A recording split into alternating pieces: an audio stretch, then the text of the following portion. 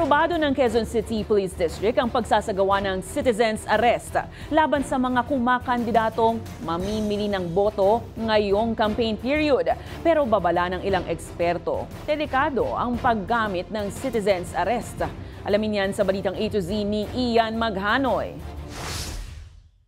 Hindi na bago para sa botanteng si Teresita ang makatanggap ng 500 pesos tuwing may kumakandidato sa kanilang lugar sa Barangay Bagong Lipunan, Quezon City. Pabor din naman daw kasi ito sa kanya, lalo't kapos din ang naiuuwing kita mula sa munting negosyo. Pera daw ng parang kumbaga sa gobyerno na dapat sa amin din daw. Parang ganun lang yung nila sa amin, explanation. Kasi pag election lang naman yun eh.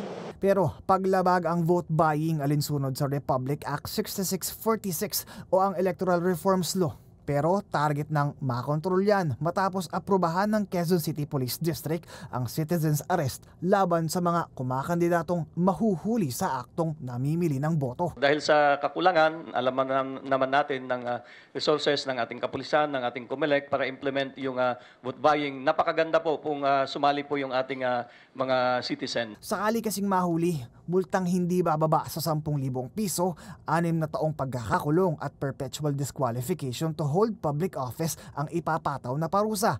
Kaya naman kinilala ng crime watchdog na Volunteers Against Crime and Corruption ang citizens arrest na ipinatutupad sa ilalim ng Revised Penal Code. Yun nga lang, because it might endanger lives. Because citizens are not really trained to do citizen arrest. Kunyari tayo, example, citizen arrest, ina-aresto kita, paano mong babasahan yon?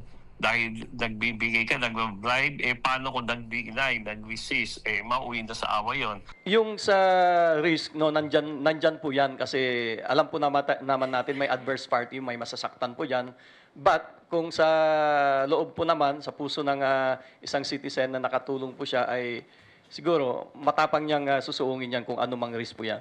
Mali rin daw na agaran itong inapruba dahil wala umanong naganap na public consultation, habang duda naman ang ilang mga botante rito. Parang hirap nun, sir.